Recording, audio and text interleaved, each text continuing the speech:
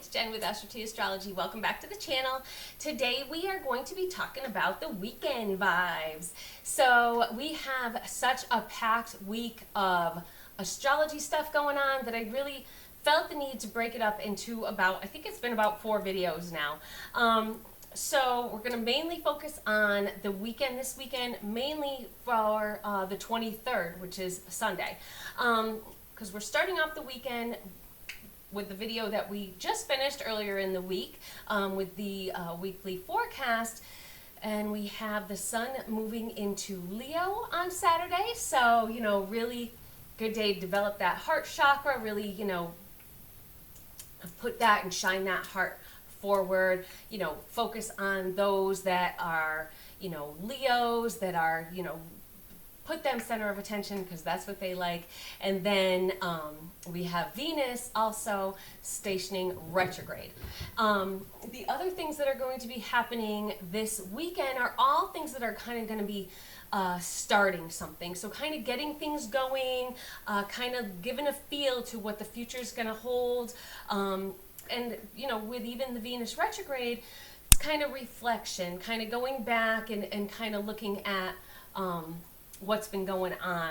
A lot of the focus of this video is going to be on how this plays out in the US chart, because as I was looking and comparing, there's a lot going on in the United States, and of course, you know, watching the news, you can see there's a lot going on, but it's going to help kind of put things into context for you to be able to see what's going on in the news and how it pertains to astrology and how astrology might be, you know, making those kind of things happen.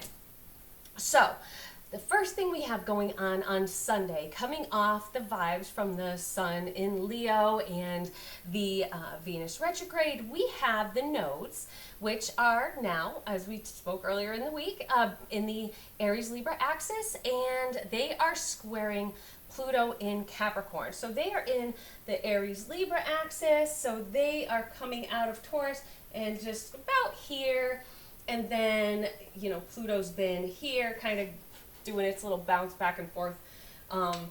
So they're going to play off each other a lot in the next couple weeks. I see them, you know, they're squaring, they're not squaring, you know, and it's kind of going to be a back and forth where, you know, one's going to square the other.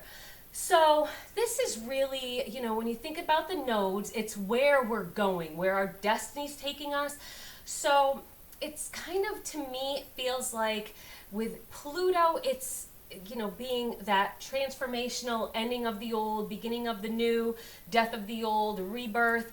I'm thinking it just seems like it's a global transformation, change in where the world and especially the United States is heading. The U.S. is currently also having its Pluto return, and I think I did talk about that in a past video, and I'll put a link to that in the description so you can, you know, get a little more up on it. But Pluto hasn't been in Aquarius in the U.S. chart since pretty much 1778, 79.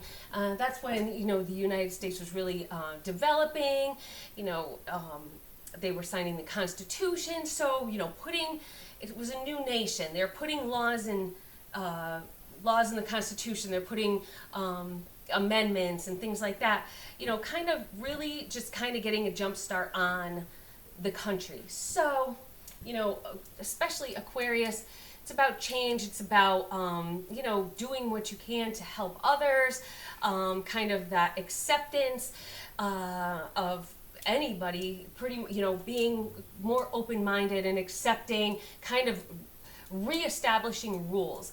Aquarius is also ruled by Saturn, the same as Capricorn, but it's kind of a different kind of rule-based, law-based feel to it. It's kind of like making new rules that you're going to follow, where Capricorn's kind of sticking with the old model. You know, what kind of deep transformation do you see happening? You know, with the nodes and Pluto, you know, the nodes are in, they're making their change into the Aries-Libra axis. Aries is about, you know, getting things going and starting things. It's that very passionate cardinal energy ruled by Mars. And then we have, the nodes changing into Aquarius. So, things are going to be happening, and all these changes are going to ultimately be culminating in about 2025. That's when the nodes are going to change into the Pisces Virgo axis, and then Pluto is going to be just situated, for a while into Aquarius, and it's not going to be doing the retrograde back and forth anymore. It's just going to be in Aquarius. So I feel like what we're seeing now is what changes and what's going to come to fruition when Pluto really situates itself into Aquarius in 2025. So we'll get into that a little bit more. So what else is happening on the 23rd, which is a Sunday, is Chiron, which I know I've done a video on Chiron. Chiron's a wounded healer. I've talked about him before.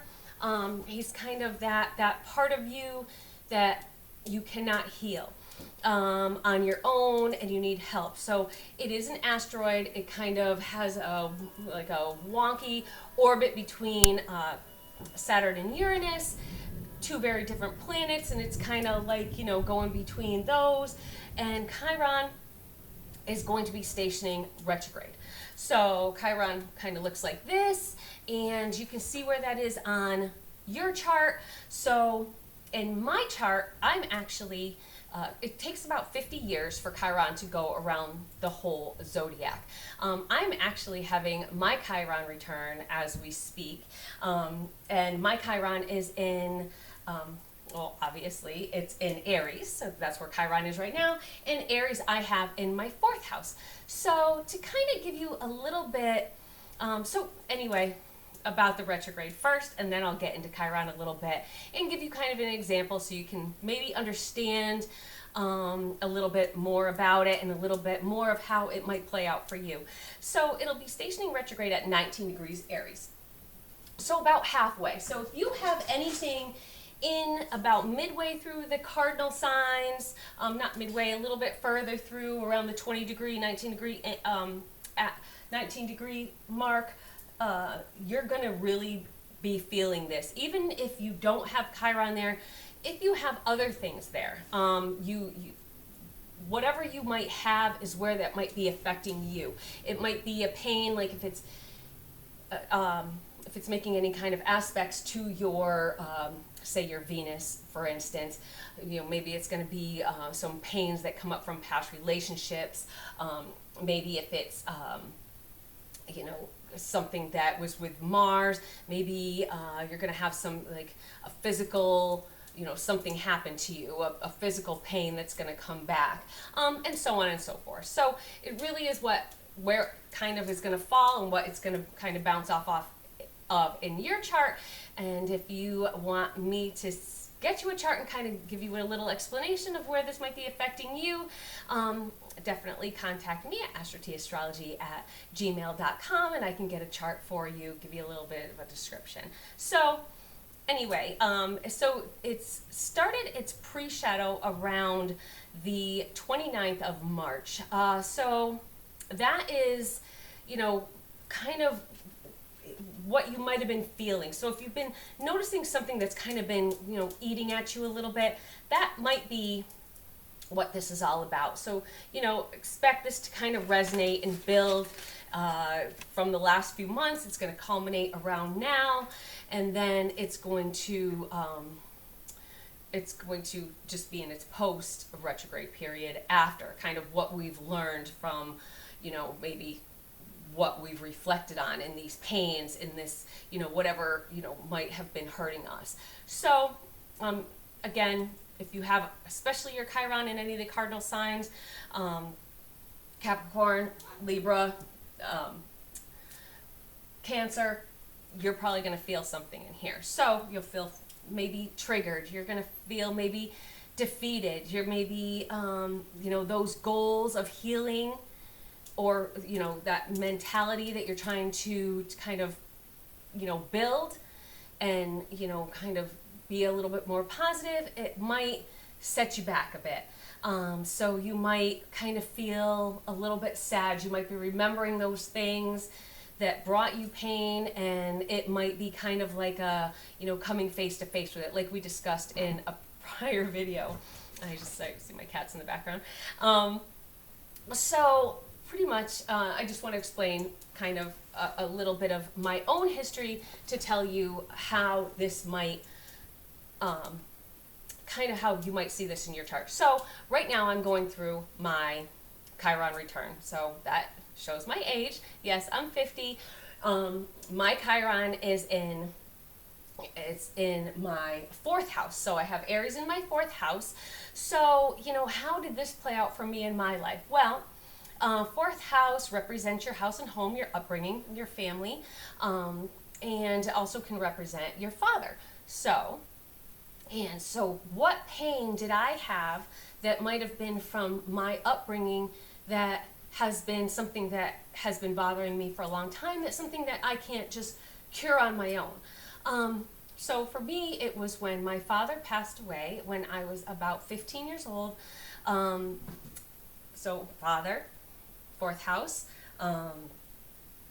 and we have the Mars in there, and then we have so it was a sudden short illness, did not expect it. So it's not something that I could have prepared myself for. So it is something, of course, losing a parent, that's been, something that has bothered me for years and years and years. Something that I, could not kind of fix on my own, something that, without kind of having therapy or something, I couldn't have worked through. I've found alternative ways other than therapy to work through it. Just therapy wasn't my thing. So doing astrology helps, kind of looking to see like why I feel the way I do, why things bother me the way I do. So now that I'm at my return, one of the funny things, and why I'm bringing this story up, is one of the things that really always bothered me was going to people's weddings. And because I lost my father so young, I never got to have that dance with my dad at my wedding. So that's always been going to weddings and seeing that father-daughter dance has always bothered me, and just that, seeing daughters with their fathers having a close relationship has always been something that's been really hard for me, because it's something that I missed out on for most of my life. So when, kind of the culmination for me in this Chiron return, kind of a healing moment, was at my son's wedding. He had the mother-son dance, and I was just a crying fool. I cried the whole time. I was pretty much hysterical, but it was that like moment that I had missed for so long, but now I was getting back. So it really was a big help for me, because weddings have always been so hard for me. So anyway, moving on. And then, other things that could have been happening in my house and home were, as I've said in other videos, now that maybe I'm starting a new Chiron cycle with my Chiron return, was what happened with the tragedy with my 2 cats, which, if you don't know about it, I'm not going to get into it again, but I have talked about it on prior videos. But that's something that really was traumatic to me. And, it's going to take time for me to get over it. Bringing another animal in the house, and I watch over my new cats like they're, made of glass. So, but watching them run around like this that you guys see in the background, you can tell they're not made of glass. But I'm very overprotective of them. Anyway, so that's how it played out in my chart. So really look at where it falls in your chart and how it might play out for you. So, really whatever house it's in, and sometimes you don't even know what it is, but the more you look and think about these problems that, in that mental block that you have, that just something that somebody just can't, kind of pinpoint, something that's been bothering you, that could be where your Chiron is. So it, kind of, reflect. Astrology can be great for that. It can be really helpful, and it's really helped me with a lot of different things in my life, to understand my children better. They're 2 different people, so find that thing that's going to help you, because sometimes you just can't help yourself, and that's the whole point in Chiron. Anyway, so moving on. So back to the U.S.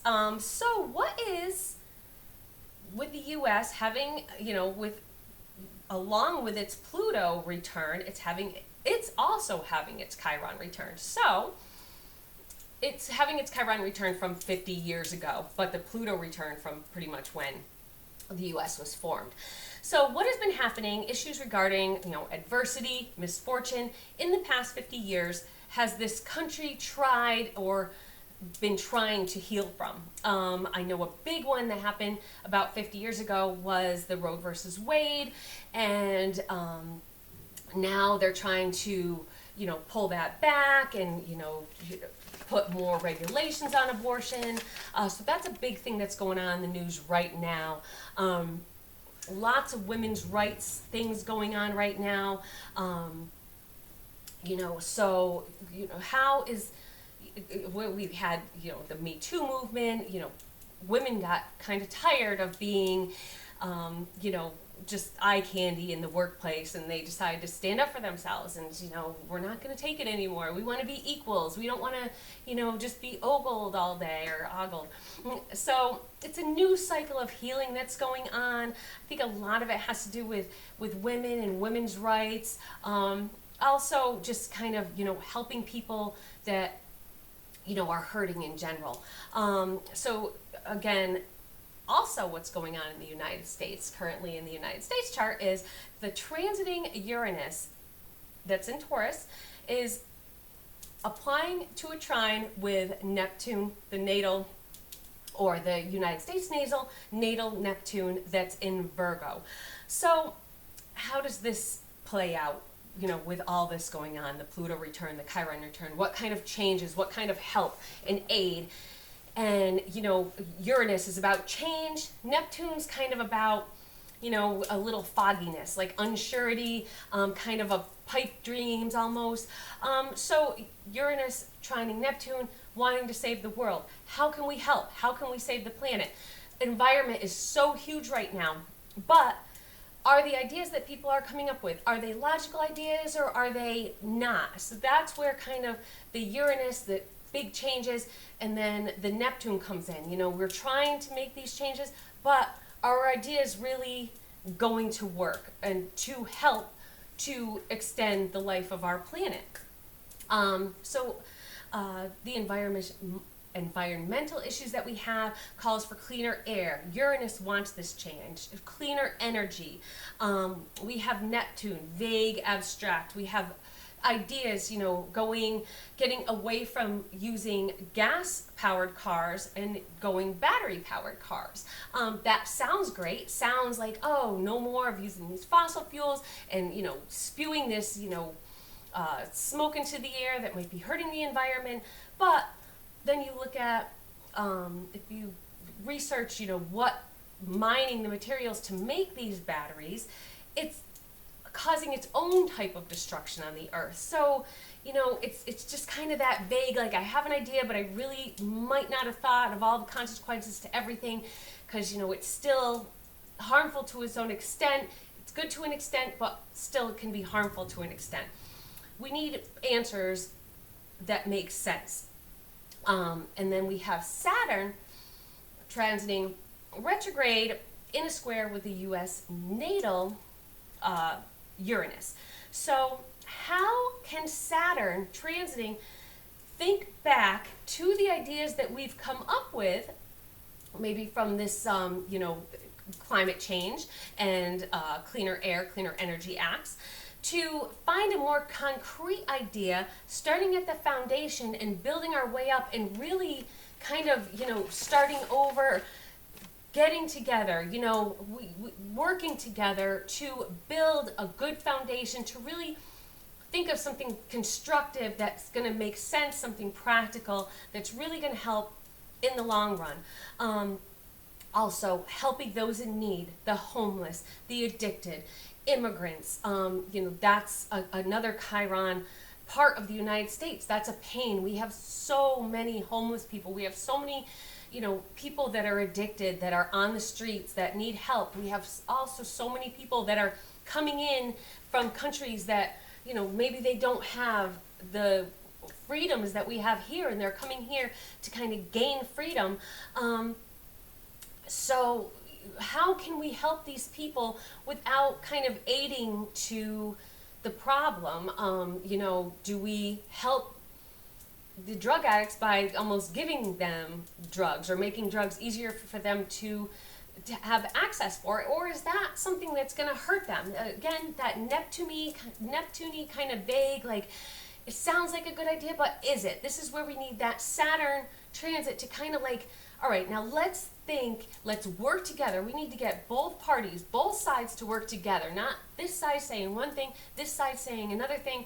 It's ridiculous, and that is what my biggest hope for is, that I'm starting to see, some from one party coming over to one side and then some from the other party going over to the other side. I think that's what really needs to happen. Everyone needs to become one, and hopefully that's kind of the glimpse that we're going to get to the future of the United States, that maybe by 2025, this whole, Democrat, Republican, one side against each other, we're going to come together and be able to work together to really find some real answers. That's my hope anyway. So, sorry to get political on you, but, you just want, hey, peace on earth, So we have so much cardinal energy going on with the nodes, with Pluto. We have the fixed signs chiming in with, all that's going on in Leo right now. We got the sun moving in there. We got Venus that's going to be hanging out for a few months, or a couple months. So how do we make these changes, cardinal, stick, and be long-term, fixed? How do we make them go from cardinal, taking the action, to fixed and taking it and really just kind of prolonging it and seeing that, we're going to have some concrete ideas that are going to make things work. Changes in the way we think, in the way we process, in the way we communicate. Because we also have, on the 23rd, just like I said, so much stuff going on. We have Mercury, that's also in Leo, forgot about that one, squaring Uranus, that's in Taurus. So more fixed. So that's, Uranus in Taurus, fixed, and then we have Mercury in Leo, that's fixed. So again, it's finding new ways to communicate, to process energy that's going to be something that we can stick with and work with in the long term. Ideas that we can stick with and work towards in the long term. We have this AI stuff going on, very Uranus, Mercury, it's that communication, that kind of internet, that,